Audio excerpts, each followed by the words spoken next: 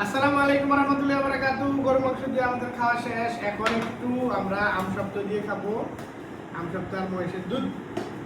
এই দেখেন এটা যে কি চমৎকার ভাবে আমরা এটা বানাই। এই যে আমি যে আমসত্ত্বটা ভিজিয়েছিলাম আপনাদেরকে দেখেছিলাম, এইখান থেকে একটু নিব।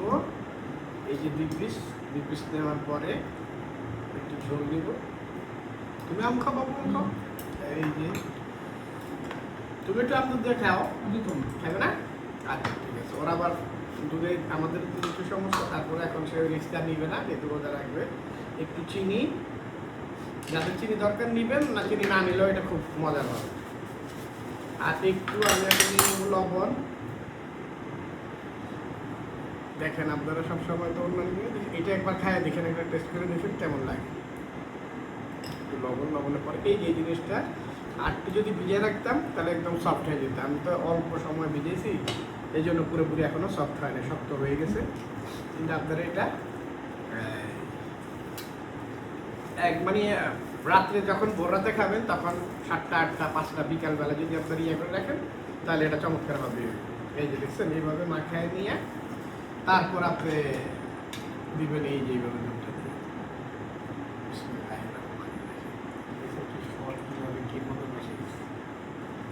মামা দুধ খেয়ে একটু না ইফতারি করে আর মিক্সিতে যাচ্ছে না, যদি পেটের সমস্যা হয় তো একবার ইফতারে পরে খাবে। এক আল্লাহর অশেষ রহমত, আল্লাহ এই রোজা রাখার তৌফিক দিচ্ছে। আল্লাহ আল্লাহ আমাদের সবাইকে মাফ করুক। আল্লাহ বিসমিল্লাহির রহমানির রহিম।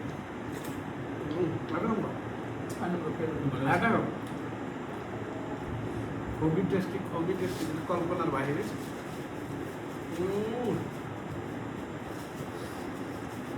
আল্লাহ আমাদের সবাই গুনাহ খাতা মাফ করেন। আল্লাহ আমাদের বাবা মার গুনাহ খাতা মাফ করেন, ভাই বোনের গুনাহ খাতা মাফ করেন, আত্মীয় স্বজন খালা দাদা নানি সবাই গুনাহ খাতা মাফ করেন, পাড়া প্রতিবেশী বন্ধু বান্ধব সবাই গুনাহ খাতা মাফ করেন।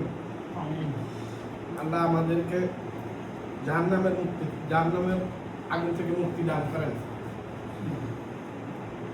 আমাদেরকে 5 ওয়াক্ত নামাজ পড়ার তৌফিক দান করেন। আমাদেরকে ভালো ভালো কাজ করার তৌফিক দান করেন। আল্লাহ আমাদের অলসত্ব দূর করেন। বেশি বেশি দোয়া করবেন, আল্লাহর কাছে চাইবেন। আল্লাহর কাছে চাওয়া ছাড়া কোনো উপায় নেই। আল্লাহই সব কিছু সমাধান করতে হয়। এই জন্য কারো মুখবিত্ত হবেন না, কারো কাছে চাইবেন না। শুধু কারোর কাছে কোনো লাভ নেই। একমাত্র রব্বুল আলামিনের কাছে চাইবেন, দেখবেন উনি ঠিকই দিবেন। আর উনিই তো দেন। উনি না দিলে আমরা চলি কীভাবে, থাকি কীভাবে, সুস্থ আছি কীভাবে?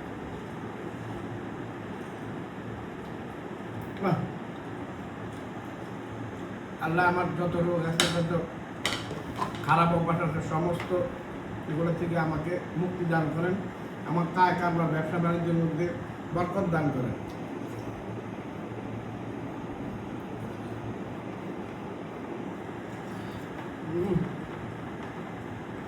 আর এমনি রোজায় তো আসলে আপনার সেহরি না খাইলেও হয়, বাট নফল রোজায় কিন্তু সেহরি মাস্ট।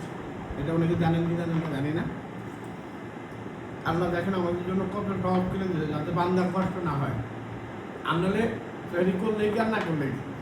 আল্লাহ বলছে নফল রোজায় বান্দার যাতে কষ্ট না হয় এই জন্য সেহরিটা মাস্ট করে দিয়েছে।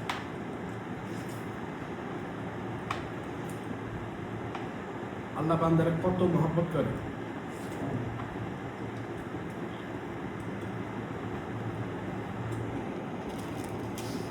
আল্লাহ অনেক ভালো খাওয়াইলো। এখন একটা আম খাবো।